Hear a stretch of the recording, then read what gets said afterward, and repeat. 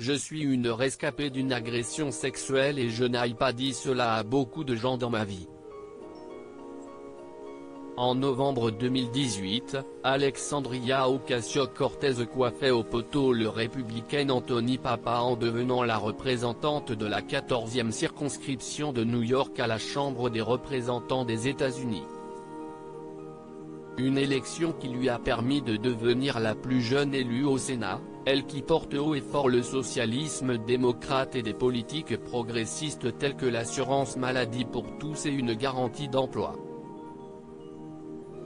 Toutefois, dans un live Instagram mardi 2 février, CIST pour parler de toute autre chose que de politique qu'elle a pris la parole. En effet, Alexandria Ocasio-Cortez, surnommée AOC, a révélé à ses admirateurs qu'elle avait été victime d'agressions sexuelles par le passé. Un mauvais souvenir ravivé par les émeutes survenues au Capitole le 6 janvier dernier, comme elle l'a expliqué sur Instagram.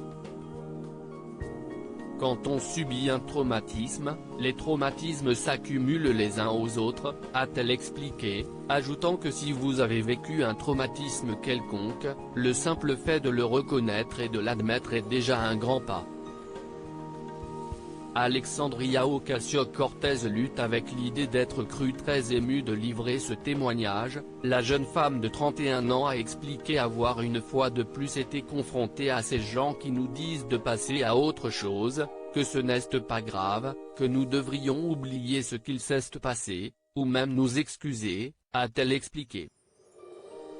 Ils utilisent les mêmes tactiques que les agresseurs sexuels, dénonce-t-elle, ajoutant que en tant que survivante, elle lutte avec l'idée d'être crue, sans toutefois donner davantage de détails sur cette agression, notamment son âge au moment des faits.